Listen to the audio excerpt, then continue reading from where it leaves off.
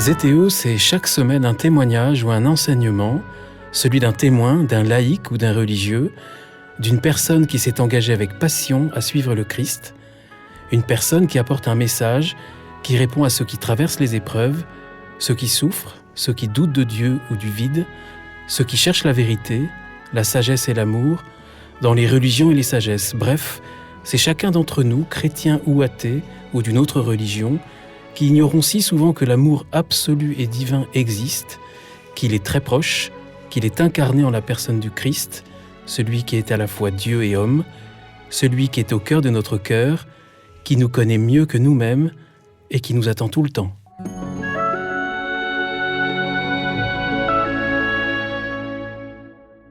Bonjour chers auditeurs de ZTO, bienvenue pour un nouvel épisode. Je suis Guillaume Devoux et j'ai la joie de retrouver aujourd'hui une invitée que j'avais déjà rencontrée pour parler des anges. Un épisode très écouté, comme tous ceux qui parlent des anges. Gaëlle Delabrosse, bonjour. Bonjour. Gaëlle Delabrosse, merci d'avoir accepté mon invitation. Vous êtes éditrice, directrice de collection aux éditions Salvator. Oui ? Oui, jusque-là tout va bien. Non, parce que vous me regardez avec des yeux étonnés. Je dois dire que j'ai souvent l'occasion de présenter des émissions ZTO d'ailleurs avec vos auteurs, qui sont inspirants, et vous êtes vous-même aussi auteur. Nous nous étions rencontrés pour parler des anges qui nous accompagnent au quotidien. C'est votre livre « La petite déclaration d'amour aux anges », mais vous avez écrit une quinzaine de livres qui parlent souvent de la marche des pèlerinages. Par exemple, Éloge du pèlerinage, vous avez écrit sur Compostelle, sur le Mont Saint-Michel.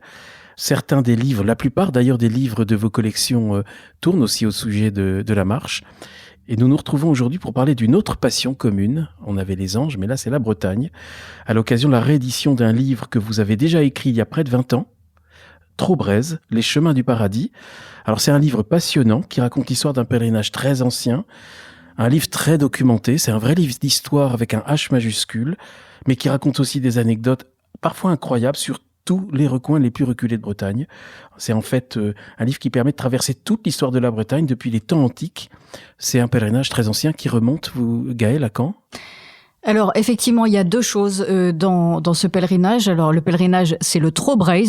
Donc, en breton, Tro, ça veut dire tour, et Breise, ça veut dire Bretagne. Je me posais la question, c'est le tour de la Bretagne. Et c'est le tour de la Bretagne, voilà, qui fait à peu près entre 700 et 800 kilomètres selon le chemin que l'on emprunte. On parlera de ce fameux parcours plus tard. Et en effet, c'est un pèlerinage qui nous invite à remonter le temps. Et donc, il y a deux choses. Il y a la dévotion aux 7 saints, parce que donc ce pèlerinage, c'est un pèlerinage qui fait le tour de la Bretagne en reliant les 7 évêchés, les 7 premiers évêchés de Bretagne. 7 saints qui sont en quelque sorte les fondateurs du christianisme en Exactement. Bretagne. Voilà. Donc, je pense qu'on peut les citer. Donc, Tugdual à Tréguier, Brieux à Saint-Brieuc, Malo à Saint-Malo, Saint-Sanson à Dol de Bretagne, Paterne à Vannes, Malo à Saint-Malo.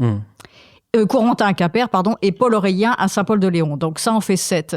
Et donc il y a ces 7 saints dont le culte remonte sans doute à l'aube du premier millénaire. Donc ça c'est une première chose qui est attestée. Et alors ces saints, on en parlera plus tard, mais ils ont évangélisé la Bretagne entre le 5e et le 7e siècle. C'est ça, l'originalité, c'est que la France, de façon générale, a été évangélisée de l'Est, c'est venu de l'Est, mais la Bretagne, notre Bretagne actuelle, c'est différent. Elle a été évangélisée. Dans le cas de ces 7 saints, il y en a 5 qui viennent de l'île bretonne, à l'époque c'était ce qu'on appelle l'Angleterre aujourd'hui, qui viennent de cette partie-là. Oui, tout à fait. Alors sur ces 7 saints, donc il y en a 2 qui sont autochtones, c'est Paterne à Vannes et Corentin à Quimper. Et les 5 autres sont venus entre le 5e et le 7e siècle de l'île de Bretagne. Et donc c'est parce qu'ils sont arrivés en Armorique, parce que la Bretagne ne s'appelait pas encore Bretagne, qu'ils ont rebaptisé l'Armorique Bretagne. Voilà. Et donc ils sont arrivés, ils ont été poussés par les vagues d'émigration sous l'influence des invasions barbares, des Angles et des Saxons. Et donc ils sont arrivés entre le 5e et le 7e siècle. Oui, parce que ce qu'il faut également expliquer, c'est que en Angleterre, donc dans l'île bretonne de l'époque, il y a eu progressivement des attaques barbares, comme vous venez de le dire, les Angles d'un côté, les Pictes de l'autre, enfin les Saxons qui attaquent, et pour le coup, ceux qui étaient chrétiens se sentaient repoussés et ils sont allés vers les parties extrêmes, la Cornouaille, le Pays de Galles par exemple, et puis ils ont traversé la mer aussi, avec cette idée aussi qu'ils allaient peut-être trouver le paradis, parce qu'il y avait une conception, parce que j'ai bien lu le livre, et une conception que j'ai beaucoup aimée, une conception bien celte, de penser que le paradis, il peut être terrestre aussi. Oui. Et ils avaient cette vocation en fait alors en latin on dit Peregrinatio pro Deo, voilà. Ils étaient vraiment dans la mouvance de Saint-Colomban et de Saint-Patrick, et donc ils voulaient, c'était des pèlerins. Hein, et la démarche, quand on fait le Trobrez, on a bien ça en tête, hein, que c'était vraiment des pèlerins. Peregrinatio pro Deo, c'est le pèlerinage pour Dieu. En fait, c'était la mission, quoi. Et donc, quand ils sont arrivés effectivement en Armorique, alors soit sur des îles ou soit sur le littoral, eh bien, ils ont commencé donc à s'installer, à défricher. Hein, c'était aussi les premiers défricheurs. Et donc, ils ont installé des ermitages. Ils sont d'ailleurs à l'origine, vous savez, il y a beaucoup de mots en Bretagne qui commencent par lan, L-A-N, hein, Landerneau, Lampol, etc. L'âne, c'est l'ermitage en breton. Ermitage, Landivisio. voilà, Landivisio. Oui. Et donc, c'est à partir de leurs ermitages qu'est née ces premières structures à la fois administratives et religieuses. Hein. Donc, les lannes, les plous, qui étaient les premières paroisses, hein, Plougastel, Ploudalmézeau, etc. Et puis les trés, qui étaient les trèves. Voilà, Trédaniel, Trégastel, Tréguier, etc. Et ce qui est intéressant, c'est que, alors, il y a une construction administrative à cette époque-là, mais on est aussi vraiment dans le bas Moyen-Âge, on est vraiment loin dans l'histoire, et justement, les choses ont tendance à se confondre parfois entre les légendes et réalités. Il y a une part importante parfois de mythologie, et vous le faites, vous citez, ça ressemble parfois aux épopées, à l'Énéide, aux mythologies antiques, et il y a aussi, dans l'histoire de ces saints, on ne sait pas, c'est souvent de la légende, mais il y a quand même des dragons, il y a des serpents, et il y a des prodiges. Et il y a aussi, vous le dites dans le livre, pas mal de réminiscences bibliques, des exorcismes, des guérisons, des miracles. On est dans cette partie qui peut nous paraître naïve, mais qui en fait est très celte. Oui, en Bretagne, on est toujours dans le brouillard, donc on est toujours entre la légende et la réalité, et c'est ça qui est fantastique dans cette histoire. Ça me plaît beaucoup, c'est tout à fait ça. Des 7 saints, voilà. Et nous, quand on a fait ce pèlerinage, on était donc on est parti en 1996 faire ce tour de Bretagne avec 2 amis, et l'un d'entre eux avait 2 enfants de 5 et 6 ans. Donc il y avait des ânes aussi. Et voilà, avec 2 ânes, une carriole, etc. Et donc ces enfants là, quand on leur racontait l'histoire de ces saints qui coupent pour Saint-Corentin, qui coupent le poisson et le poisson se reconstitue, ou bien alors Saint-Paul de Léon qui sur l'île de Bas, on voit encore le Toul-Ar Sarpent, le trou du serpent en fait, hein, qui dompte le dragon avec son étole. Voilà, c'est des histoires merveilleuses. Hein. Il y a aussi l'histoire... alors moi, je viens de là-bas, hein, près des Pays de Rance, et le chemin passe par là, pas loin. Le Mont-Dol, il est sur le chemin du... Voilà, le chemin passe par Dol de Bretagne. Donc, on peut faire un petit détour pour passer par le Mont-Dol, pour voir le Mont-Dol, où il y a eu le combat entre Satan et Saint-Michel. Exactement. Et il y a une pierre, une fameuse pierre, où on voit d'ailleurs la griffe du diable, hein, qui aurait sauté d'un bond vers le Mont Saint-Michel, où la bataille a continué et fini d'ailleurs par la victoire de Saint-Michel. Voilà. Et ce qu'il faut voir, c'est que dans toutes ces histoires, c'est le symbole qui prime, en fait. Hein. Donc, réalité, légende, peu importe, en fait. Hein. De toute façon, légende, c'est ce qui doit être lu, ce qui doit être cru. Et donc, c'est vraiment à l'origine, la légende est souvent plus vraie que la réalité, en fait, hein, parce que on est dans le symbole, et c'est vrai que on sait bien que le dragon, c'est pas un dragon en soi, c'est pas un serpent, c'est le symbole du paganisme. Donc quand Saint Paul de Léon met son écharpe son étole autour du dragon, c'est qu'il christianise en fait la contrée. Voilà, il faut lire à travers ces légendes. C'est une christianisation qui, vous le dites dans votre livre, Gaël Delabrosse, est un peu différente parce qu'elle vient justement avec son lot de mythologie ou d'une christianisation qui est différente chez les Celtes que chez les autres personnes qui avaient été évangélisées, les autres peuples qui avaient été évangélisés. Vous parlez par exemple d'une liturgie différente, d'une place des femmes qui est différente, et aussi d'une intention en quelque sorte de forcer la volonté divine. C'est assez proche de ce qu'on appelait le pélagianisme à l'époque. En effet, ils viennent avec ce qu'ils ont, et leur souche, c'est le christianisme celtique, en effet. Et c'est ce christianisme qui a vraiment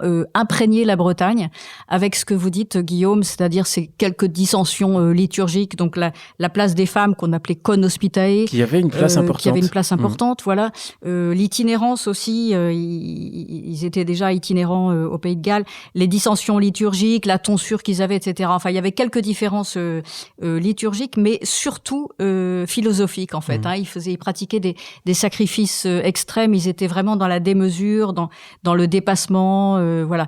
Et je pense que on a l'habitude de dire que chaque pèlerinage, en fait, a une philosophie particulière, que les chemins de Saint-Jacques, c'est l'hospitalité, les chemins du Mont-Saint-Michel, ça peut être la fraternité. Et le Trobriez, moi, j'ai toujours coutume de dire que c'est vraiment cette inspiration du christianisme celtique avec cette exigence de sacrifice qui devient chez nous un peu la sobriété heureuse qu'a décrite Pierre Rabhi. Voilà, on peut la traduire comme ça aujourd'hui, cette sobriété. Et je pense que c'est cette philosophie qui imprègne le Trobriez. Alors le Trobriez existe donc depuis très très longtemps. Il a décliné ensuite. Il est on en parlera évidemment, il est en train de renaître, puisque d'ailleurs des livres comme le vôtre contribuent à le faire de plus en plus connaître, mais il a quand même décliné à travers les siècles. Oui, on peut dire que le Trobriez a été pratiqué assez sûrement entre le XIIIe et le XVe siècle. Notamment aux 4 temporaux, donc Pâques, la Pentecôte, Saint-Michel et Noël. Et donc à ce moment-là, il remplaçait les pèlerinages lointains. Vous savez que la Terre Sainte était fermée à partir du milieu du XIIIe siècle, et donc on pouvait pas aller en Terre Sainte. Et donc on faisait le Trobriez, qui était un pèlerinage entre guillemets à domicile. Voilà.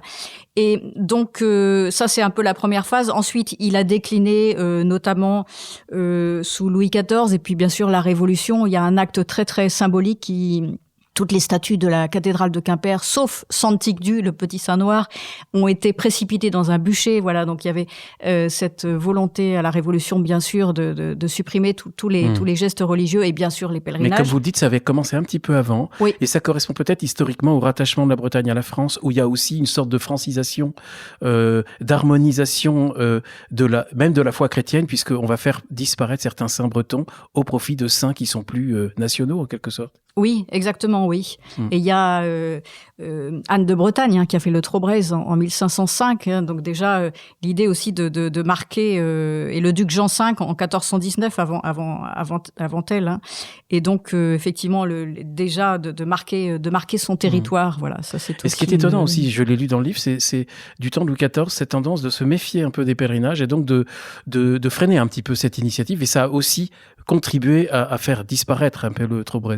Oui, tout à fait, oui. Et donc, on pense que, traditionnellement, on marque la renaissance du Trobriez à la fin du 19e siècle. D'ailleurs, avant, il ne s'appelait pas Trobriez, il s'appelait Circuitus Britanniae, donc le Tour de Bretagne, circuit autour de la Bretagne, ou pèlerinage des 7 saints de Bretagne. Et à partir de la fin du 19e siècle, on l'appelle Trobriez, donc Tour de Bretagne. C'est la première fois qu'il est ainsi baptisé par l'abbé Lucot. Voilà. Et alors, quelques mots sur le parcours du pèlerinage. On va parler de sa circularité juste un tout petit peu après, si vous voulez bien. Mais déjà, j'aime bien cette expression que vous avez, Gaël Delabrosse, dans le livre. C'est vous dites, c'est comme une sorte de jeu de piste un peu mal fléché. Parce qu'on a voulu créer 7 évêchés pour marquer la christianisation de la Bretagne. Donc, ce pèlerinage va suivre ces sept évêchés. Vous les avez cités tout à l'heure. Citez le nom des saints évêques de Bretagne. Et pour pouvoir, à cette époque-là, il y avait peut-être pas la signalétique comme il y a aujourd'hui sur les pèlerinages. Il y avait des signes qui permettaient de reconnaître le chemin. Donc, l'aspect de la chaussée, les croix, l'inclinaison des arbres, les amas de pierre. On suivait les voies romaines aussi. Et puis, il y avait le nom des lieux, il y avait la toponymie. Et puis, il y avait aussi, alors ça, je le savais pour d'autres pèlerinages, mais vous parlez de collines. Des collines, souvent, qui sont avant l'arrivée d'une étape, c'est pour apercevoir le sanctuaire. Exactement. Donc, il y avait tout un ensemble de choses. On les appelle les Montjoie, Oui. Montjoie-Saint-Denis, fameuse expression. C'est en Espagne, les pèlerins de Saint-Jacques connaissent bien le Monte del Gozo, c'est le mont de la joie. Et en Bretagne, eh bien, on a l'équivalent avec Bray-les-Vénés, qui veut dire la même chose. Le Roc Arsalu, la montagne du Salut, et puis les Montjoie. Et donc, ces Montjoie, ce sont les lieux d'où l'on aperçoit pour la première fois le lieu, le sanctuaire où l'on va. Il y en a pour aller au Mont-Saint-Michel, il y a un Montjoie aussi. Et donc, nous, quand on a fait le chemin, d'abord c'était avant qu'il renaisse, on en parlera plus tard, mais et donc pour moi la toponymie ça a été une grande découverte et on se laissait guider. On avait notre carte à l'époque, on n'avait pas de GPS et heureusement on avait nos vieilles cartes IGN et donc on se laissait guider selon effectivement la toponymie. Alors vous avez parlé des croix en effet, il y a 149 croix je crois sur le chemin. Vous dites que les calvaires, aucune région on en a autant que la Bretagne. Exactement, voilà. Les fontaines aussi, bien sûr, les fontaines miraculeuses. Et alors, vous avez parlé aussi des chemins, et il y a un adjectif qui est en breton, glaze, qui veut dire vert. Et on sait que les chemins de pèlerinage en Bretagne, ce sont les chemins verts, les chemins de l'espérance. Dans une nouvelle d'Anatole Lebras, Nana Trobrez, on dit est-ce qu'ils mènent loin ces chemins verts qu'on va emprunter? Donc les chemins verts, les chemins de l'espérance, glaze. Et dès qu'il y a le mot glaze, c'est vrai qu'on est peut-être sur un chemin de pèlerinage. Alors, je suis très prudente parce qu'il faut pas se baser uniquement sur la toponymie. On sait très bien que c'est parfois... Alors, les voies romaines aussi, donc chemin chaussé, chemin ferré, le grand chemin, tout ça, ça veut dire qu'on est sur des voies romaines, et on sait très bien que les voies romaines, c'est aussi des chemins de transhumance. C'est les chemins les plus droits que l'on emprunte quand on est pèlerin. Quand on est pèlerin, on n'est pas randonneur, on fait pas des détours, on va au plus vite, au plus droit, et donc on emprunte les voies romaines. Alors, il y a aussi quelque chose qui m'a beaucoup intéressée, c'est les lieux où il y a le mot Madeleine, en fait. Et souvent, la Madeleine. Et actuellement, les lieux où il y a le nom Madeleine sont souvent maintenant à la périphérie des villes. Parce qu'avant, en fait, c'était souvent des lieux où on accueillait les lépreux. Et du coup, aussi les pèlerins. Voilà. Il y en a un à Saint-Malo, la Madeleine. Et il y en a un à Saint-Malo, voilà. Et donc, on sait que c'est aussi souvent par là qu'étaient hébergés les pèlerins.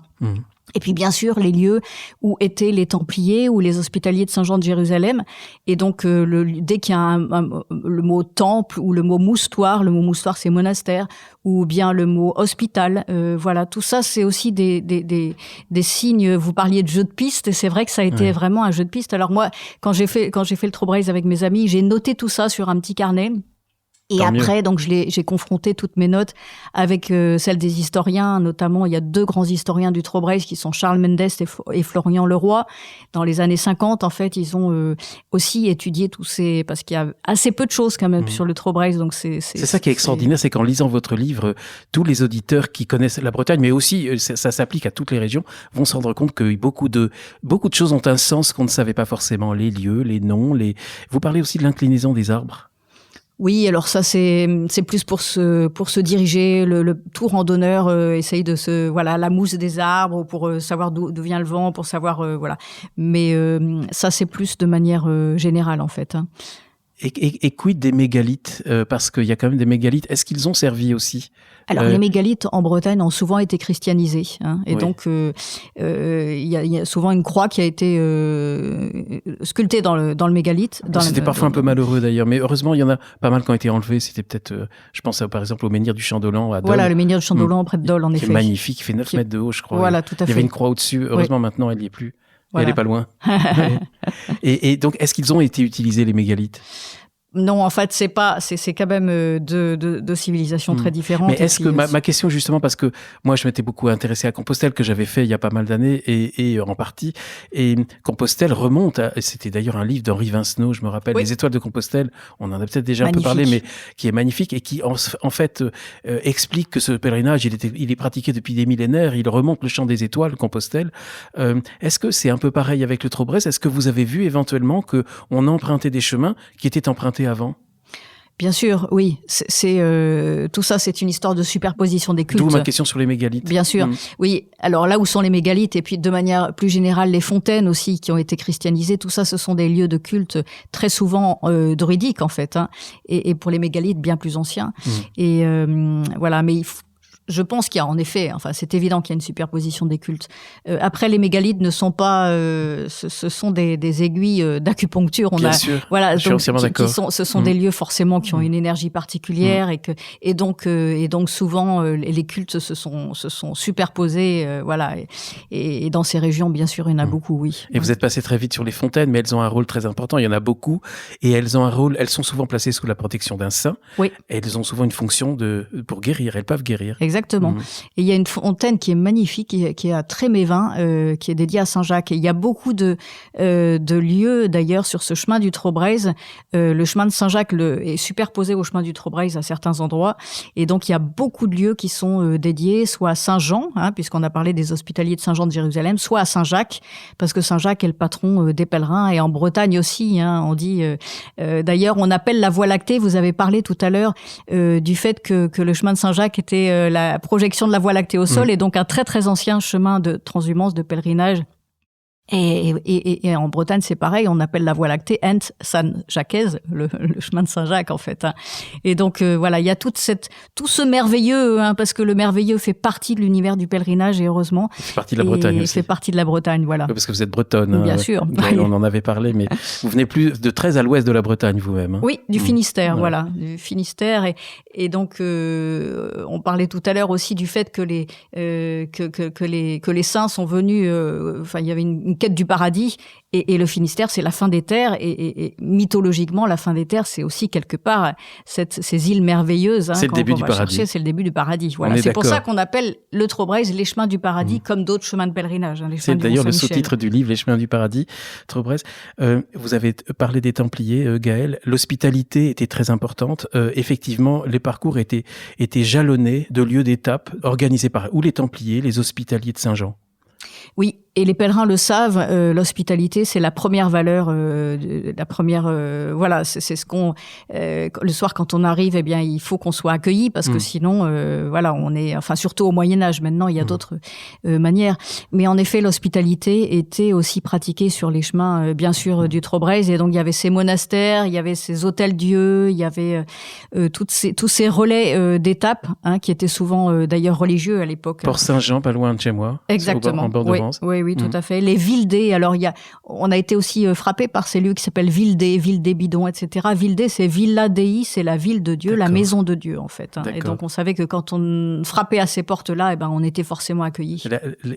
Ceux qui pratiquaient l'hospitalité avaient comme devise que les pèlerins qui se présentaient devaient être reçus comme le Christ. Oui, c'est dans la règle bénédictine, et cette règle a aussi, bien sûr, imprégné fortement la Bretagne.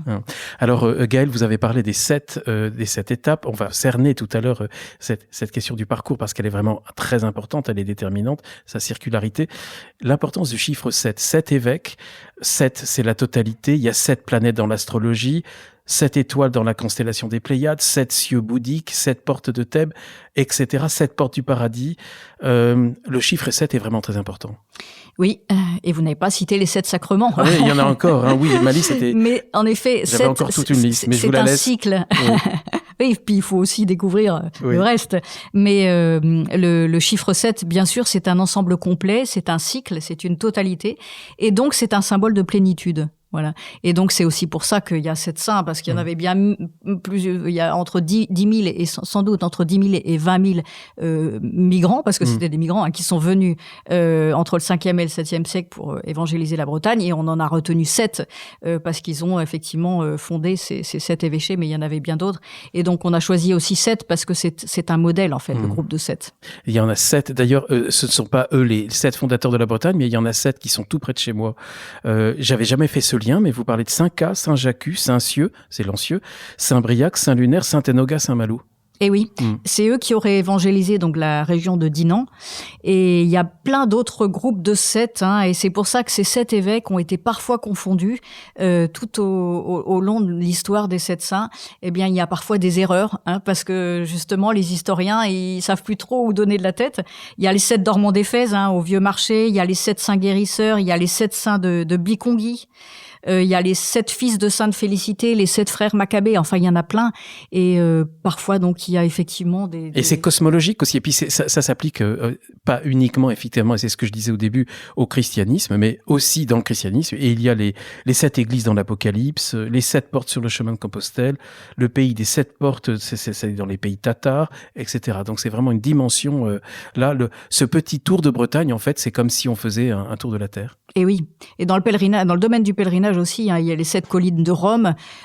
Pour faire l'île de Lérins aussi, il y a un pèlerinage qui fait le tour de Lérins, il y a 7 étapes. Enfin, le 7 est bien sûr un symbole très fort. Alors l'élément peut-être le plus fort et vraiment le symbole du Trobrez, c'est sa circularité.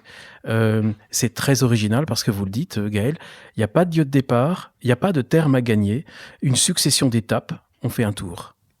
Oui, et on le sent d'ailleurs quand on fait le Trobrez, c'est qu'on a une boucle à boucler. On revient au point de départ, et c'est pas comme le chemin de Saint-Jacques ou le chemin du Mont-Saint-Michel où on a un sanctuaire en tête et on sait qu'il faut faire 800, 1000 kilomètres pour y arriver. Là, le but c'est de boucler, de faire le tour en visitant les 7 saints dans leurs 7 évêchés et de revenir au point de départ. Et donc, effectivement, c'est le cercle est quelque chose qui est à l'origine du pèlerinage en soi. Le mot pèlerin, hein, la racine sémitique du pèlerinage, c'est hajj. Le hajj, hein, c'est ça, le pèlerinage à la Mecque, c'est ça. Et donc, ça veut dire faire un cercle, en fait. Ça veut dire tourner en rond. À la Mecque, on tourne en rond. Exactement, on tourne autour de la pierre noire. Et donc, on sent qu'on est vraiment sur quelque chose de très profond. On fait le tour d'un territoire, hein, comme Anne de Bretagne qui faisait le tour de son territoire. Tour de pour propriétaire. Le délimiter, le tour du propriétaire, exactement.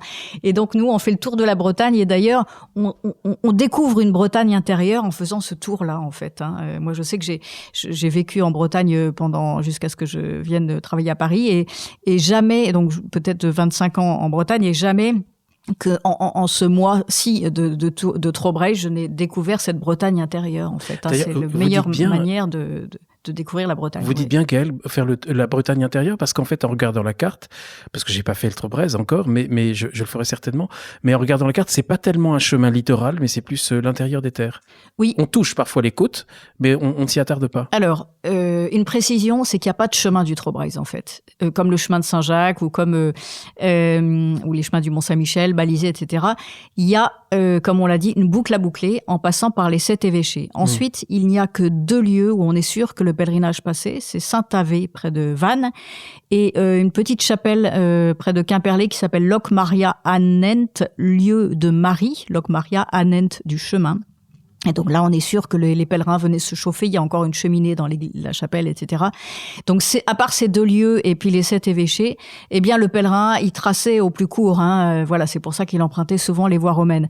Donc, c'est un peu abusif de parler de chemin du Trobreuil. On parle de Trobreuil parce qu'on parle de Tour de la Bretagne. Voilà.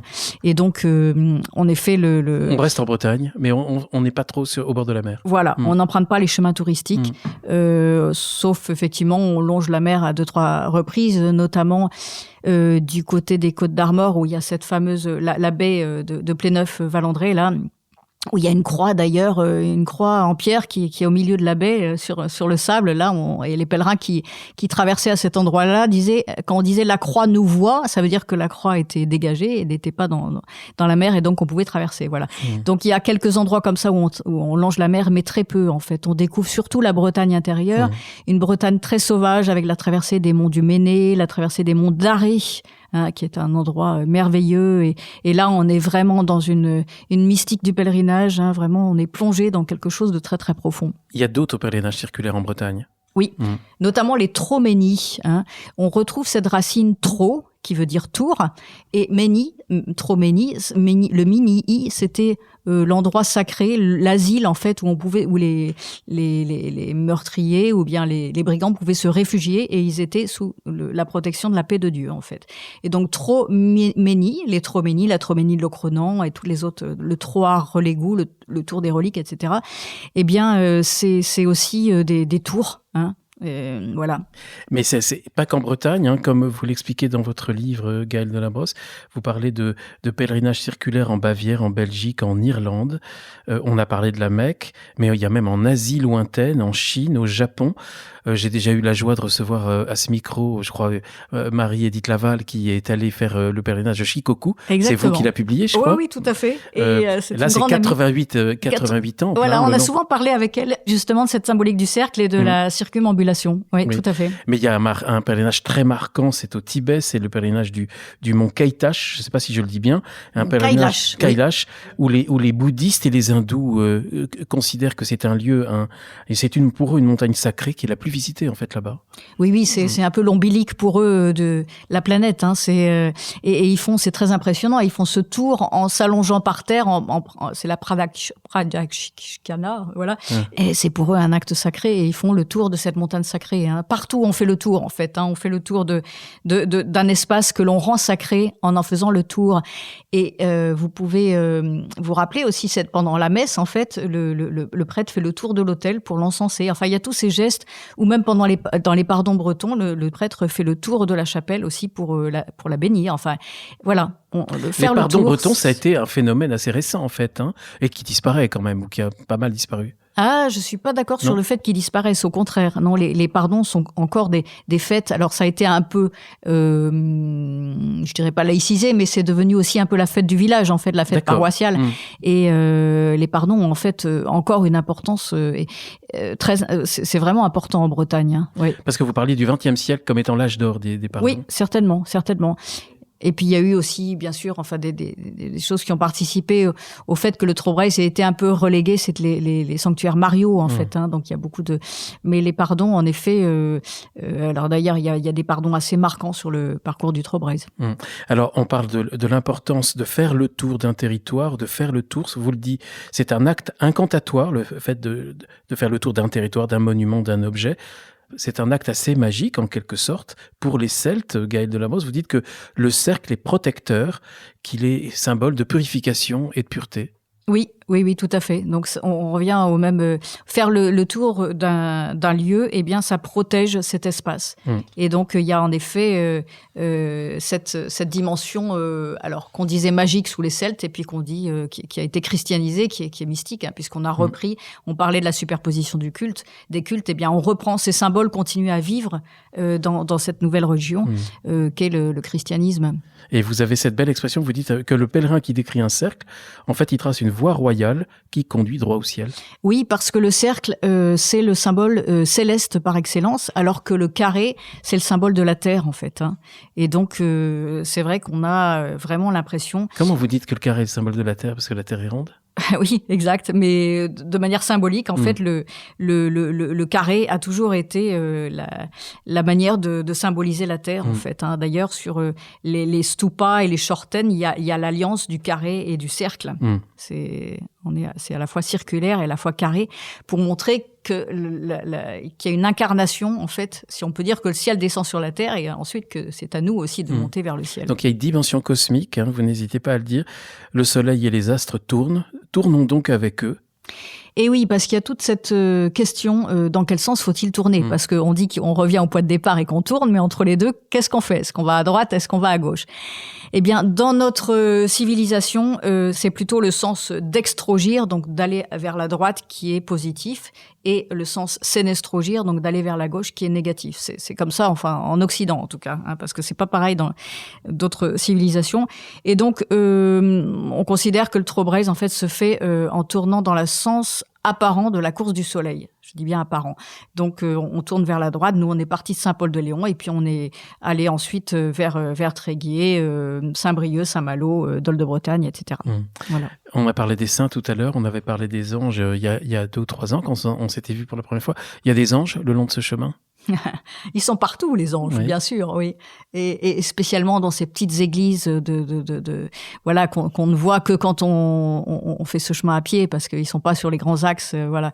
Et donc, il y a des anges, il y en a un peu partout, à Plébin, voilà, dans les enclos paroissiaux aussi, voilà, ils nous font de l'œil. Et puis, à Brasparts aussi, moi, j'aime beaucoup ces anges. En fait, il y a un ange qui dit, il y a l'Ankou, qui est le symbole de la mort d'un côté, et puis un ange, voilà, il y a des tas de petits clins d'œil, des clins d'yeux comme ça, qui font que les anges nous accompagnent. En plus des 7 saints, oui, on est vraiment accompagnés sur ce chemin. Et alors, vous parlez, Gaël Delabrosse, d'un voyage d'apprentissage. On part pour apprendre à vivre, ou plutôt pour se préparer à mourir ? Oui, parce que ce grand tour, ce tour de Bretagne s'apparente un peu au grand tour qu'effectuaient les jeunes aristocrates. Ils faisaient le tour de l'Italie et c'était pour eux un voyage initiatique. Et avec toutes les précautions d'usage pour utiliser ce mot d'initiatique, il faut revenir à l'étymologie. Initiatique, ça vient de initium, qui veut dire commencement. Et quand on part en pèlerinage, c'est évident que c'est un recommencement. Et ce pèlerinage est particulièrement, parce qu'il est circulaire, et particulièrement initiatique. Vous parlez d'un pèlerinage qui est, en fait, sa signification, c'est vraiment de nous appeler au dépouillement et de se préparer à la mort.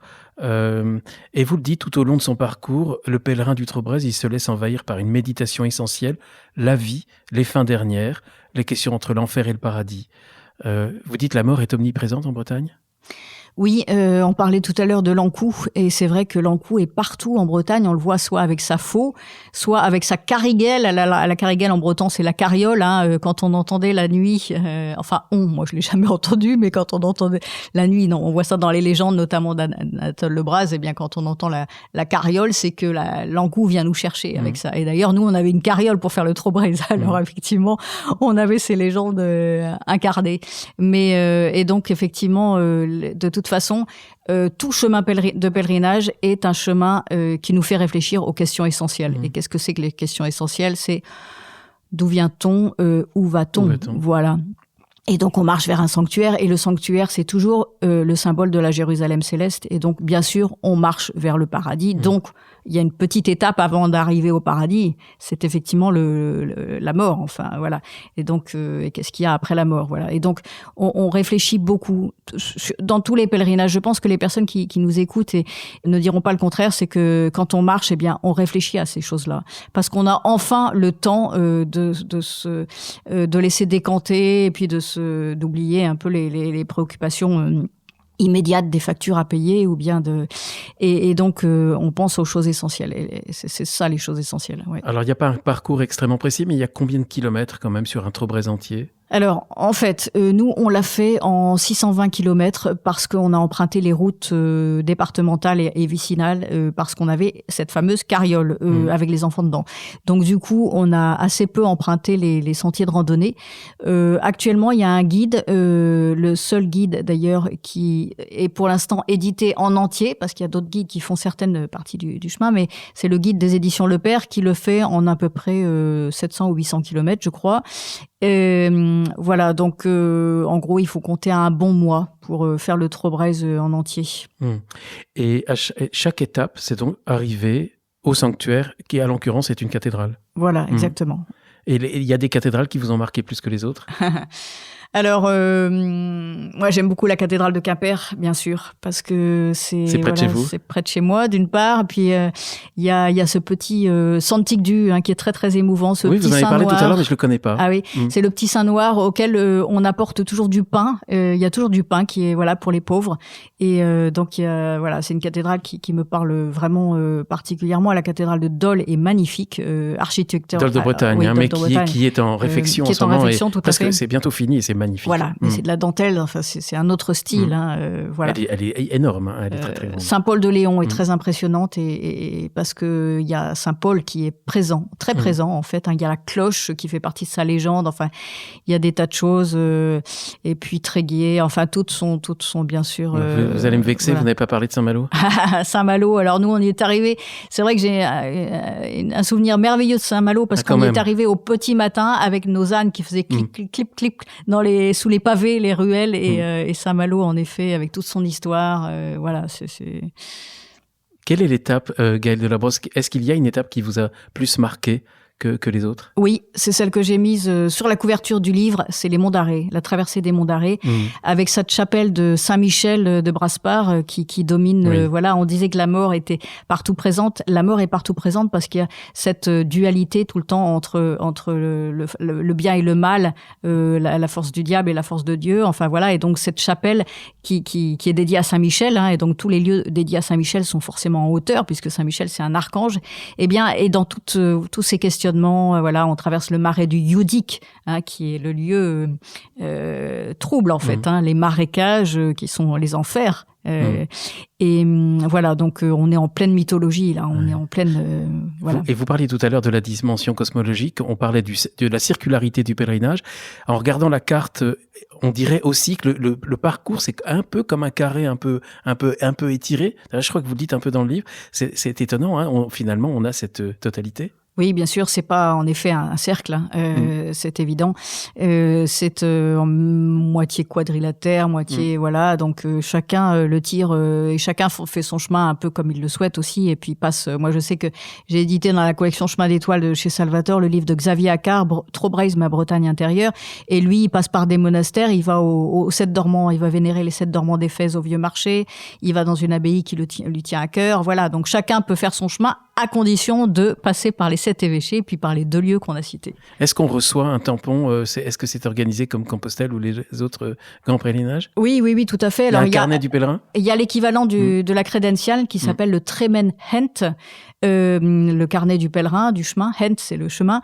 Et donc, quand on a fait la totalité du chemin, eh bien, on a le même diplôme que l'on a en arrivant à Compostelle, mais il n'est pas écrit alors Compostelle, il est écrit en latin. Là, c'est écrit en breton. Et donc, le diplôme nous dit que les 7 saints nous accueilleront au paradis. C'est le visa pour le paradis. Voilà. Parce qu'il est important de savoir qu'il y a un dicton qui dit que tout breton qui ne fait pas, attention Guillaume, je crois que vous êtes un peu breton, qui ne fait pas le Trobrez de son vivant devra le faire après sa mort en avançant tous les 7 ans de la longueur de son cercueil. Voilà. Oui, alors effectivement, donc il faut mieux le faire de son vivant quand on est breton. Moi, je vais pas me presser, mais j'espère que j'ai le temps devant moi, mais je le ferai. Le réveil du pèlerinage, on en a parlé parce qu'on a parlé de son origine, de son déclin. Le réveil, en fait, il est très récent. Oui, alors c'est vrai que dans les années 1950, il y a les historiens dont on a parlé, Florian Leroy, Charles Mendes, il y a ensuite l'abbé Castel en 1962, puis Alain Guigny en 1985 qui ont fait le Trobrez et qui en ont fait des récits. Mais le véritable renouveau collectif du Trobrez est dû à un groupe de Saint-Paulitains, donc de personnes d'habitants de Saint-Paul-de-Léon, notamment Philippe Abjean, à qui le Trobrez doit beaucoup. Et donc, à partir de 1994, il y a une étape collective qui a commencé à s'organiser tous les étés. Et donc, depuis 1994, eh bien, tous les étés, sauf bien sûr pendant la pandémie, il y a une étape collective entre 2 cathédrales qui ont été effectuées. Et donc, ils ont commencé à 600 en 1994 et ils ont été jusqu'à 1000, 1500. C'est très impressionnant de voir cette colonne en marche, hein, parce que je parle de colonne parce que dans les monts d'Arrée, quand on voit traverser 1500 personnes les monts d'Arrée, voilà, c'est très très impressionnant. Et donc cet été, le Trobrez fêtera ses 30 ans et c'est la raison pour laquelle j'ai publié la nouvelle édition de ce livre actualisé. On fêtera les 30 ans du Trobrez dans un endroit qui est près de Vannes, qui s'appelle Grand Champ des Fontaines. Donc ça sera le 1er août qu'aura lieu cet anniversaire des 30 ans à Grand Champ des Fontaines. Donc comme cet épisode, on l'enregistre au tout début du mois de juillet, qu'on va le diffuser en juillet, auditeurs, vous avez encore le temps de vous inscrire et de participer à cette marche. Voilà, donc vous regardez sur Internet, vous allez sur le site de l'association Les Chemins du Trobrez, qui est une association vraiment à laquelle je tire mon chapeau parce qu'ils ont fait énormément pour la renaissance de ce chemin. Et donc voilà, vous pouvez encore vous inscrire ou bien même marcher à la journée et en tout cas venir avec nous parce que j'y serai souffler les bougies des 30 ans de la renaissance du Trobrez. Et là, ça fait des milliers de pèlerins là pour le coup.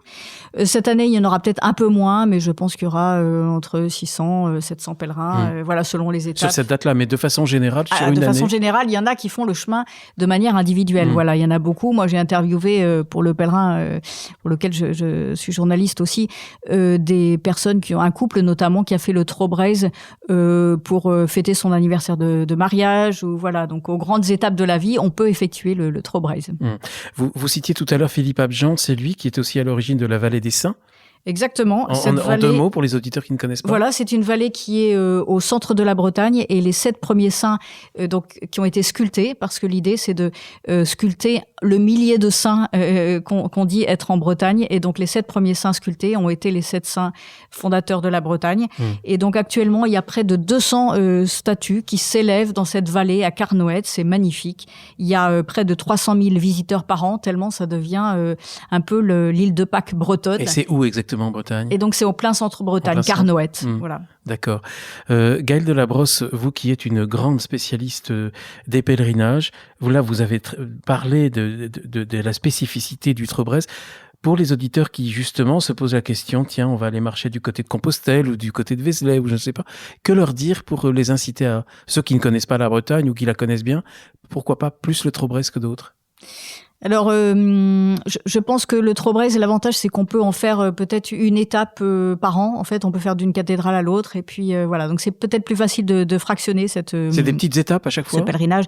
Ça dépend. Entre certaines cathédrales, par exemple, entre Saint-Malo et Dole, c'est tout petit. Oui, c'est une vingtaine de kilomètres. Voilà. D'autres, c'est plus long. Mais de toute façon, pour les Bretons, le Trobrez passe sûrement pas très, très loin de chez vous. Et donc, c'est vraiment une manière merveilleuse. Et puis, il y a cette circularité pour tous pour ceux qui ont fait des pèlerinages linéaires, faire un pèlerinage circulaire, c'est encore quelque chose de très différent. Et donc, voilà, pour tout le monde, l'aventure est peut-être en Bretagne. L'aventure est peut-être en Bretagne. Encore quelque chose qu'on n'a pas dit pendant cette émission, Gaëlle Delabrosse ?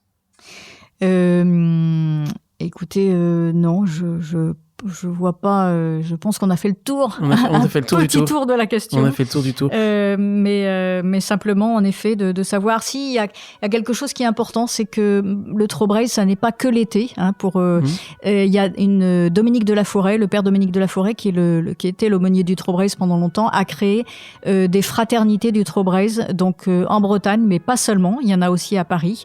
Et donc, il y a pendant toute l'année des marches qui sont organisées dans l'esprit du Trobriez. Voilà. Et donc, à la fois sur les chemins du Trobriez, mais aussi dans la région parisienne et un peu partout. Donc, vous pouvez regarder toujours sur le site les chemins du Trobriez et vous verrez le programme de ces fraternités. Très bien. Gaëlle Delabrosse, merci infiniment pour ce témoignage et pour nous rafraîchir un petit peu pour cet été, pour nous donner des idées de marche pas loin des embruns marins. Merci à vous. Et alors, sur le chemin de Saint-Jacques, on dit Buen Camino. Et sur le chemin du Trobriez, on dit Ent Vat. Bon chemin à tous. Ent Vat à tous les auditeurs. Merci Gaëlle Delabrosse. Merci chers auditeurs, à bientôt pour un prochain Guillaume, épisode. Merci à vous.